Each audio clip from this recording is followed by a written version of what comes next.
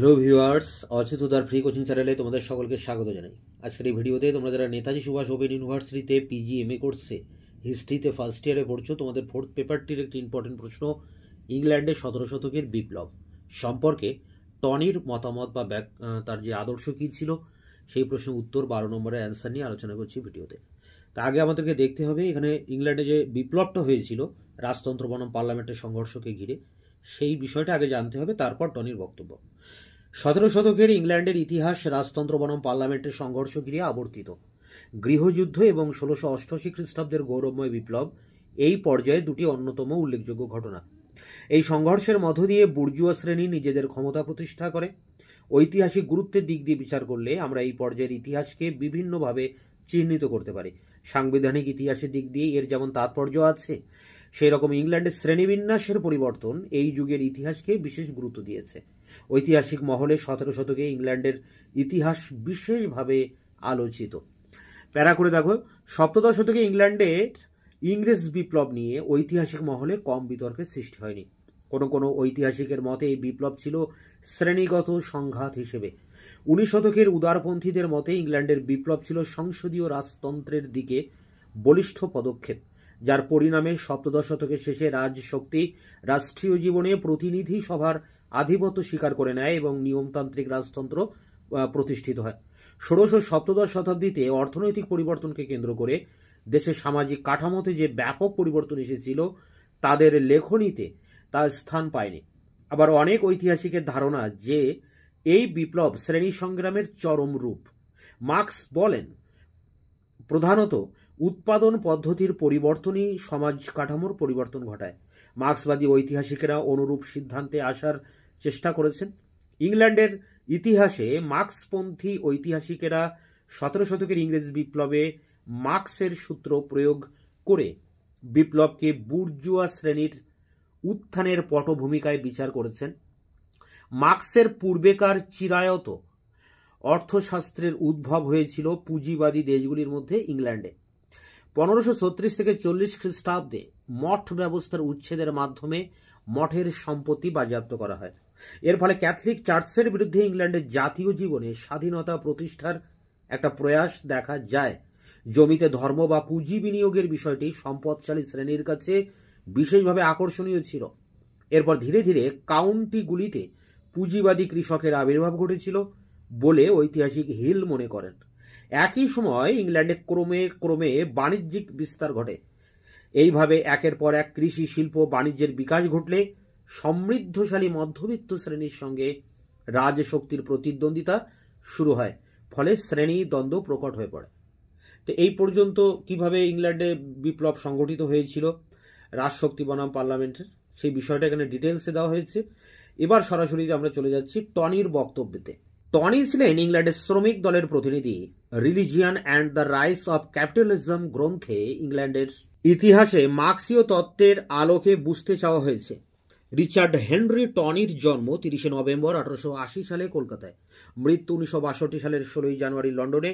Tony অক্সফোর্ডে শিক্ষালাভ করেন।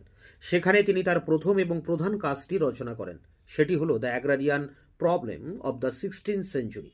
1912 সালে রচনাটি প্রকাশিত হয়। 1913 সালে তিনি লন্ডনে স্কুল অফ ইকোনমিক্সের অধ্যাপক হিসেবে নিযুক্ত হন।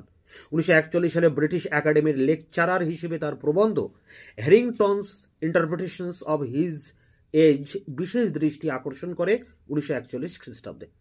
ইকোনমিক হিস্ট্রি রিভিউয়ে প্রকাশিত the rice of the gentry এবং 1954 খ্রিস্টাব্দে the rice of the gentry A post script নামক প্রবন্ধদ্বয় সপ্তদশ শতাব্দীর ইংল্যান্ডের পিউরিটান বিপ্লব সংক্রান্ত বিষয়ে তাকে একজন বলিষ্ঠ ও বিতর্কিত ঐতিহাসিকের মর্যাদায় ভূষিত করে।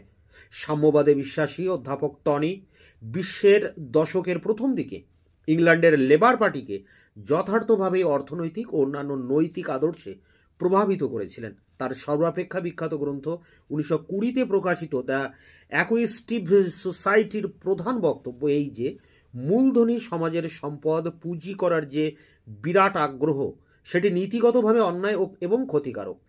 তার অন্য একটি গ্রন্থ যে বিশেষ পরিচিত তা হল religion and the rise of capitalism. 1926 সালে এই গ্রন্থটি প্রকাশিত হয়। গ্রন্থটিতে তিনি পিউরিটান ধর্ম সংঘাতের পিছনে কিভাবে ধনতন্ত্রের বিকাশ হয়েছিল তা তার বক্তব্যের মূল মধ্য দিয়ে তুলে ধরেছেন। অর্থাৎ এর আগে আমরা পিউরিটান বা ইংল্যান্ডের বিপ্লব সম্পর্কে দেখলাম 17 শতকে, যেখানে রাজতন্ত্র এবং পার্লামেন্টের মধ্যে দ্বন্দ্ব।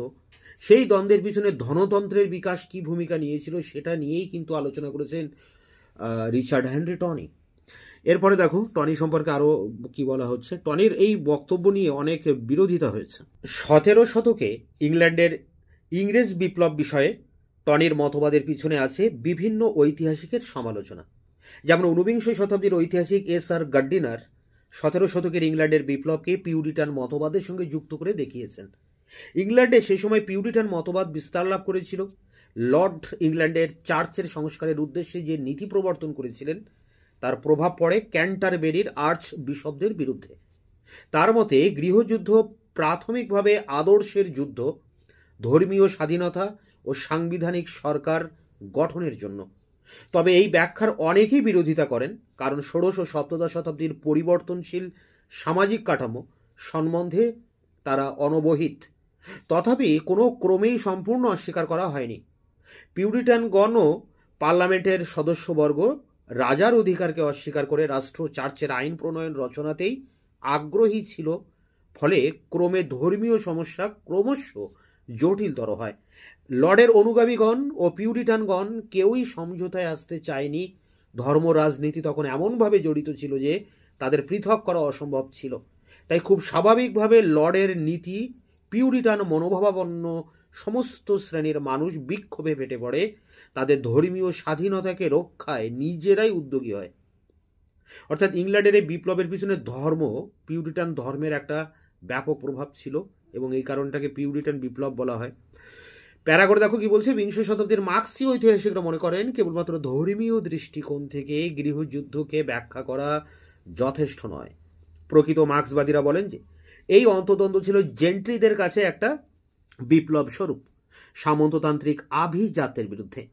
জেন্ট্রির সাফল্যই ইংল্যান্ডকে এই বিপ্লবে সামন্ততান্ত্রিক কৃষিভিত্তিক সমাজ থেকে পুঁজিবাদী বাণিজ্যিক সমাজে রূপান্তরিত করে। অধ্যাপক টনি গৃহযুদ্ধের আর এক প্রত্যক্ষদর্শী হ্যারিংটনের লেখা তথ্যের উপর নির্ভর করেছিলেন। 1560-এর দশকে রচিত হ্যারিংটনের বিখ্যাত গ্রন্থ কমনওয়েলথ অফ ওশিয়ানা গ্রন্থে কিভাবে এক নতুন ভূস্বামী শ্রেণী একটি ভয়ঙ্কর গৃহবিবাদের মধ্য দিয়ে নিজেদের আর্থিক ও রাজনৈতিক ক্ষেত্রে আধিপত্য বিস্তার করেছিল তা তিনি উপলব্ধি করেন।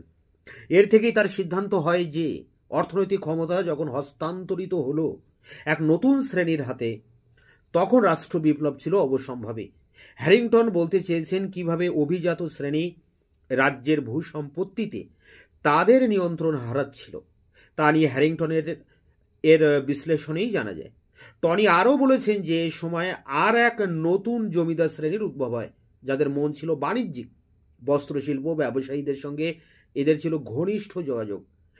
এইভাবে ক্রমে ক্রমে ইংল্যান্ডের গ্রামীণ সমাজের মধ্যে তারা তাদের সামাজিক ও রাজনৈতিক আধিপত্য বিস্তার করে। শুধু তাই নয়, এরা ছিল রাজ্যদ্রোহীদের সহযোগী। সুতরাং টনির মতে প্রথম দিকে পিউরিটানিজম রক্ষণশীল ছিল, পরে সমাজ ও ধর্মমতের টানাপোড়েনে তা ব্যবসায়ী ধর্ম হয়ে দাঁড়ায়। এই ছিল 17 শতকে ইংল্যান্ডের বিপ্লব সম্পর্কে টনির বক্তব্য বা টনির মতামত। এই প্রশ্নের 12 নম্বরের কোশ্চেন অ্যান্সার, এটি সংগ্রহ করে পরীক্ষার প্রস্তুতি নাও। এই প্রশ্নের রিলেটেড আরও দুটি প্রশ্ন রয়েছে, যেমন পরে ভিডিওতে আমি সেইটা নিয়ে আসবো, যেটা হচ্ছে সপ্তদশ শতকে ইংল্যান্ডের এই বিপ্লব সম্পর্কে টনির বক্তব্য এবং পাশাপাশি টনির বক্তব্যের বিরুদ্ধে ট্রেভর রোপার কি বক্তব্য রেখেছেন, এবং দুজনের মধ্যে যে বিতর্ক চলেছে যাকে বলা হয় টনি ট্রেভর রোপার বিতর্ক, সেই প্রশ্নের উত্তরের পরে এর সাথে পাশাপাশি পড়তে হবে, কারণ এই পর্যন্ত টনির বক্তব্য। এরপরে আবার ট্রেভর রোপার কি বলেছেন সেই পার্টটা জুড়ে দিয়ে আরেকটি প্রশ্নের অ্যান্সার হবে, যেটি আমি পরের ভিডিওতে পরের কোশ্চেন অ্যান্সারে আলোচনা করব। তো এই ছিল ভিডিওর মূল বিষয়বস্তু। ভিডিওটি ভালো লাগলে অবশ্যই একটা লাইক দিও, বন্ধুদের কাছে শেয়ার করো।